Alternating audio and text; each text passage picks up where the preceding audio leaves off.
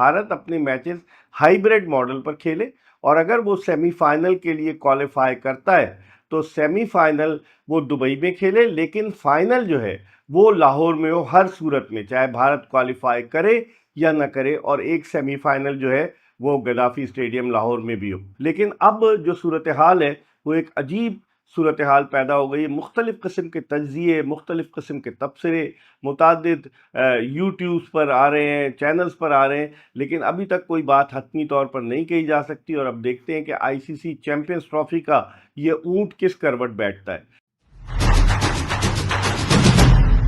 بسم اللہ الرحمن الرحیم، السلام علیکم۔ اپنے یوٹیوب چینل MIB اسپورٹس پر میں ہوں مرزا اقبال بیگ۔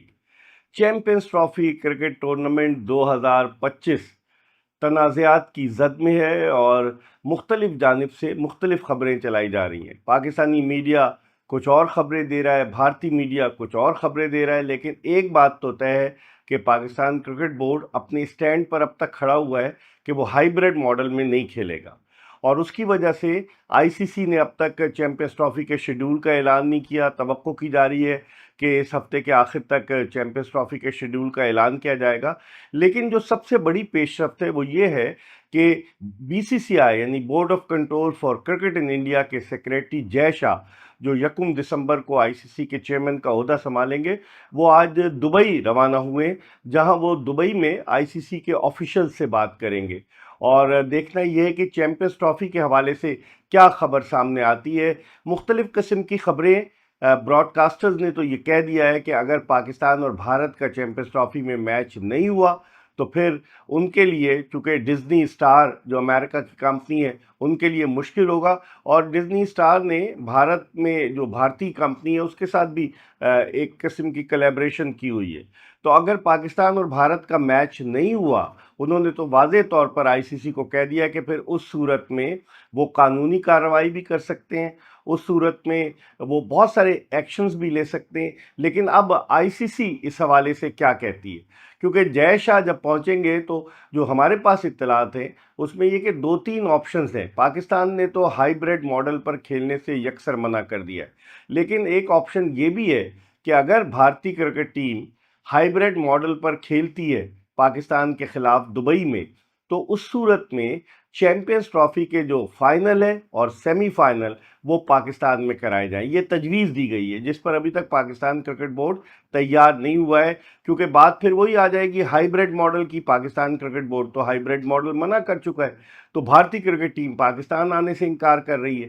تو اس صورت میں انہوں نے ایک سجیشن یہ رکھی ہے کہ بھارتی ٹیم ٹھیک ہے، اگر بھارت، ایک اور سجیشن آئی ہے کہ اگر بھارتی کرکٹ ٹیم پاکستان آ کر پاکستان کے خلاف میچ کھیلے، یہ بہت ناممکن سی بات نظر آتی ہے، کیونکہ جس طریقے سے جو ضد جس پر اڑا ہوا ہے بھارتی کرکٹ بورڈ اور بھارتی حکومت، تو اس صورت میں تو بھارتی کرکٹ ٹیم کا پاکستان آنا تقریباً ناممکن دکھائی دیتا ہے۔ تو پھر ایک تجویز یہ بھی ہے کہ بھارت اپنے میچز ہائیبریڈ ماڈل پر کھیلے، اور اگر وہ سیمی فائنل کے لیے کوالیفائی کرتا ہے تو سیمی فائنل وہ دبئی میں کھیلے، لیکن فائنل جو ہے وہ لاہور میں ہو ہر صورت میں، چاہے بھارت کوالیفائی کرے یا نہ کرے، اور ایک سیمی فائنل جو ہے وہ گدافی اسٹیڈیم لاہور میں بھی ہو۔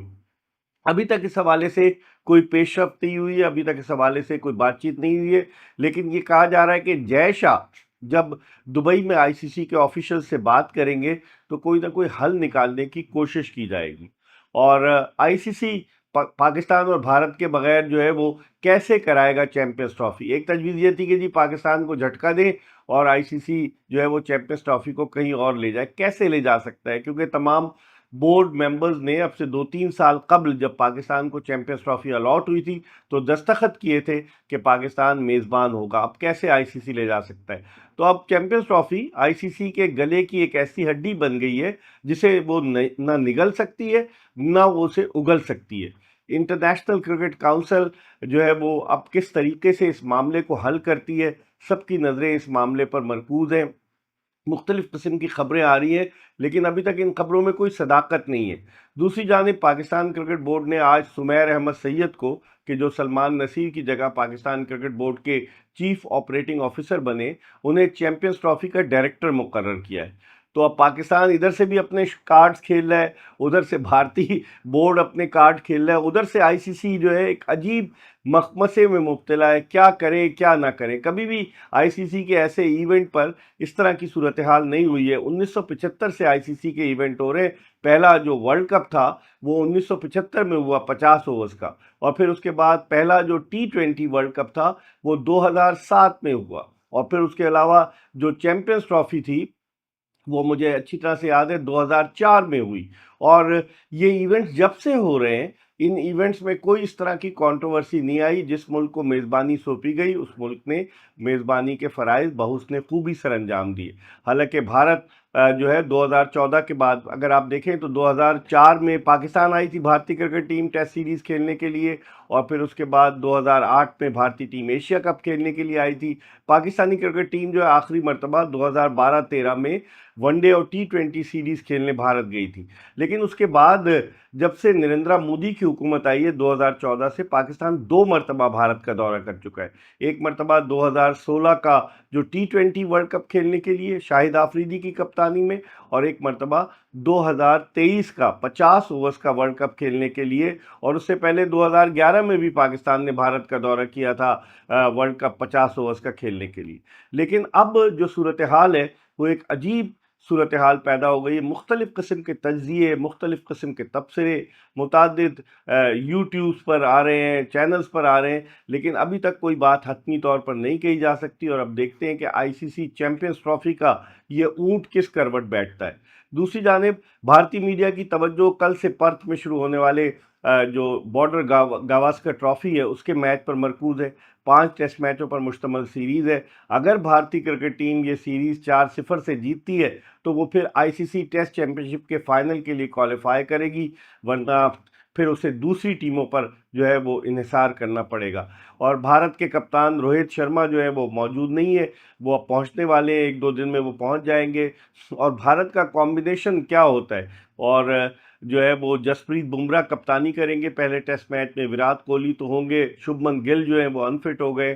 بھارت کو یقیناً ایک دھچکا لگا ہے کہ وہ شبھمن گل بڑے زبردست بیٹسمین ہیں۔ تو اب دیکھتے ہیں کہ کیا ہوتا ہے۔ آسٹریلیا کی فل اسٹرینتھ ٹیم ہے، ان کے کپتان پیٹ کمنز ہیں، جوش ہیزل ووڈ ہے، میچل اسٹارک ہیں، اس کے علاوہ آف اسپنر نیتھن لائن ہے، ان کی بیٹنگ بھی پوری ہے۔ شاید میکسوینی جو ہے وہ اننگز اوپن کریں ڈیوڈ وارنر کے ریٹائرمنٹ کی وجہ سے، وہ عثمان خواجہ کے ساتھ۔ اور اگر بھارت کے ریکارڈ پر دیکھیں تو گزشتہ 4 بارڈر گواسکر جو سیریز ہوئی ہیں وہ بھارتی ٹیم جیتی ہے، لیکن اب بڑی مشکل صورتحال ہے۔ پہلا ٹیسٹ میچ شروع ہو رہا ہے، ایک طرف پرتھ ٹیسٹ شروع ہو رہا ہے، دوسری طرف جے شاہ جو ہیں وہ دبئی پہنچ رہے ہیں، اور پھر اس کے بعد چیمپئنز ٹرافی کا معاملہ ہے، بہت ساری چیزیں ہم آپ کو اپڈیٹ کرتے رہیں گے ان تمام چیزوں کے حوالے سے۔ دیکھتے رہیے MIB اسپورٹس۔